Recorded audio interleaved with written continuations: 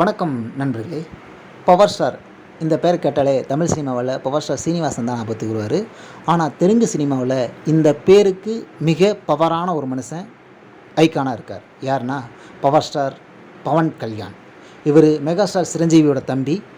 Badri, bro, குடும்பா Shankar, ஜல்சா இப்படி நிறைய படங்கள், வெற்றி படங்கள் நடித்த மிகப்பெரிய கதாநாயகன்.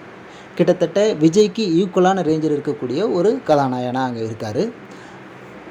ஆக்சுவலி சிரஞ்சீவி அவர்கள் மிகப்பெரிய ஹீரோவாக இருக்கும்போது கட்சி ஆரம்பித்து ஒரு 21 சீட்டு எம்எல்ஏ சீட்டு வந்தார். தொடர்ந்து கட்சி நடத்த முடியல, கட்சியை கலைச்சிட்டார். அதே மாதிரி பவன் கல்யாணும் ஜனசேனான்னு ஒரு கட்சியை நடத்த ஆரம்பித்தார். கண்டினியூஸாக நடத்திட்டு இருக்காரு.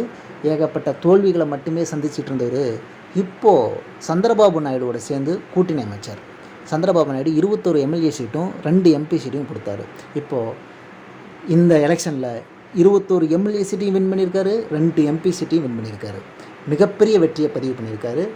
மொத்தத்தில் அவருடைய நீண்டகால கனவு அரசியலையும் மக்கள் சேவையும் செய்யணும்னு ஆசைப்பட்டது இன்று நிறைவேறியிருக்குது. வாழ்த்துக்கள் பவன் கல்யாண் சார் அவர்களே.